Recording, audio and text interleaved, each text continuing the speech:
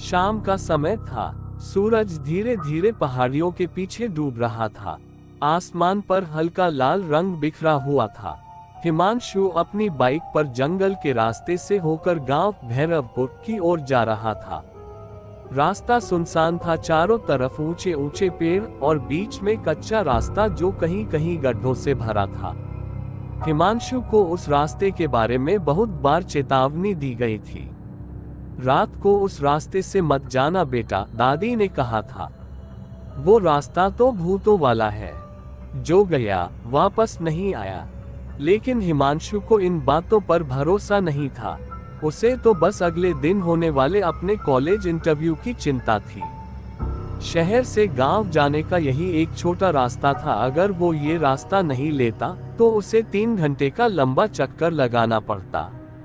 अंधविश्वास है सब, उसने खुद से कहा। बाइक की स्पीड थोड़ी बढ़ाई और हेलमेट कसकर पहन लिया।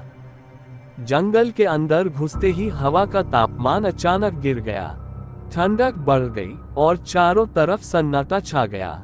बस बाइक के इंजन की आवाज और कहीं कहीं झींगुरों की झनकार सुनाई दे रही थी। करीब 10 मिनट बाद उसने महसूस किया कि हवा में कुछ अजीब सी गंध है, जैसे किसी सड़ी हुई चीज की। उसने बाइक धीमी की। दूर पेड़ों के बीच से कुछ हिलता डुलता दिखा, मानो कोई आदमी हो। हिमांशु ने हॉर्न बजाया, कोई जवाब नहीं। वो और पास गया लेकिन वहां कोई नहीं था, बस एक पुराना पेड़ जिसके नीचे टूटी हुई चप्पल पड़ी थी। हिमांशु ने झटके में बाइक का एक्सीलरेटर दबाया और आगे बढ़ गया। लेकिन थोड़ी दूर जाने के बाद उसे महसूस हुआ कि बाइक अपने आप धीमी हो रही है, जैसे किसी ने पीछे से पकड़ लिया हो।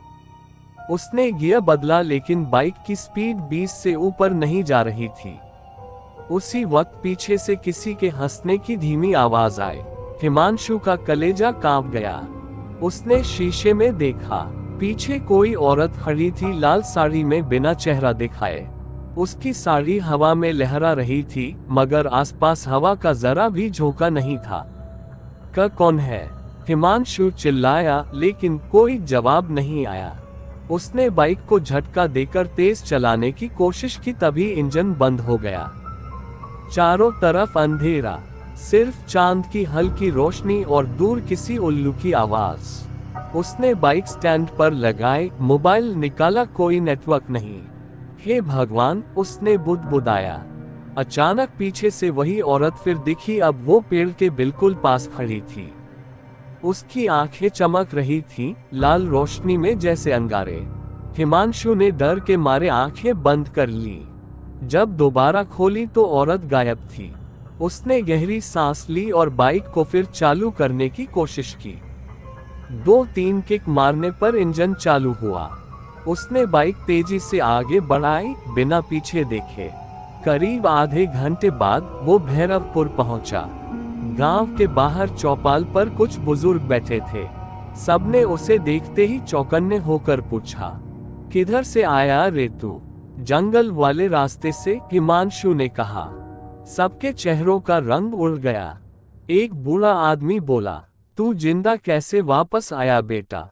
पिछले साल तो 3 लड़के उस रास्ते से गए थे, किसी का भी पता नहीं चला।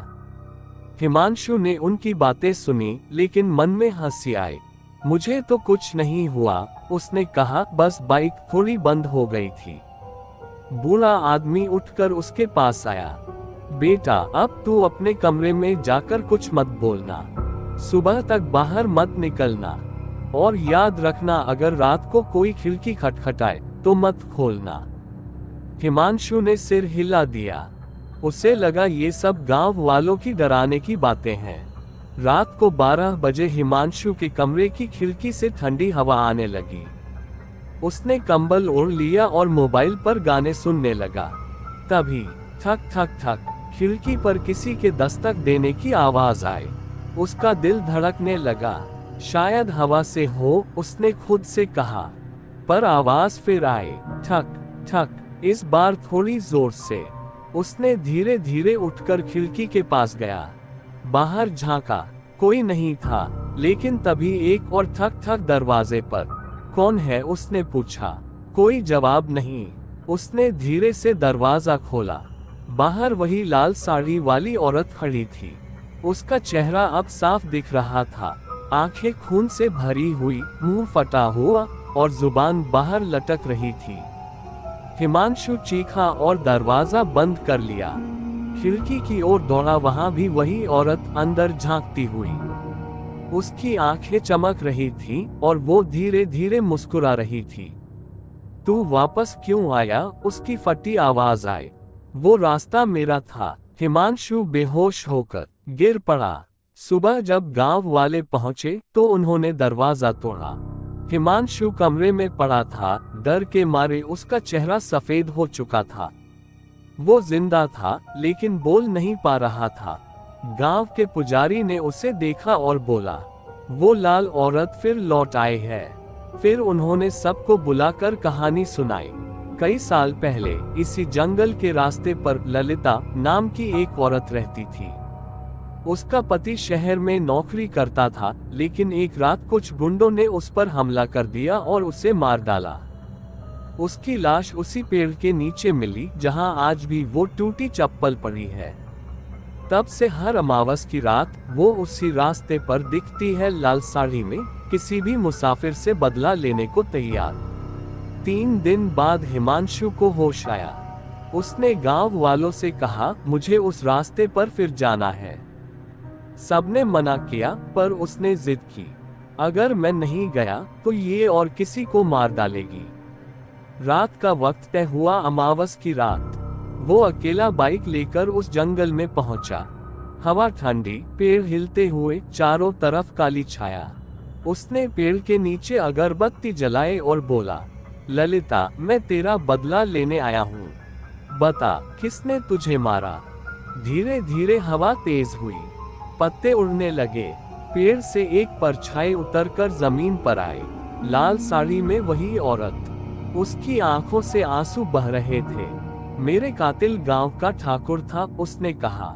उसी ने मुझे जलाया था।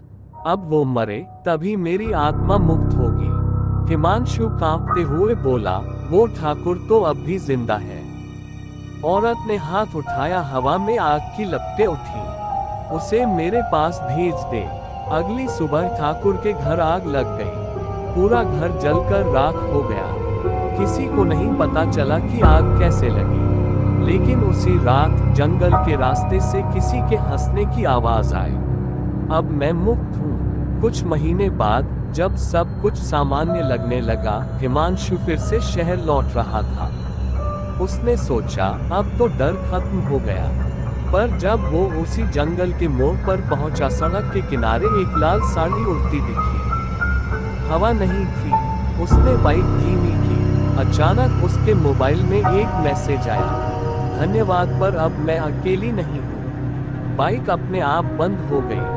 पेड़ों के बीच कई और परछाइयां दिखी, लाल साड़ी में मुस्कुराती हुई। और फिर सन्नाटा। ये कहानी काल्पनिक है और यह कहानी केवल मनोरंजन के दृष्टि से सुनाई गई है। कहानी अच्छी लगी हो तो वीडियो को लाइक करें और चैनल को सब्सक्राइब करें। धन्यवाद।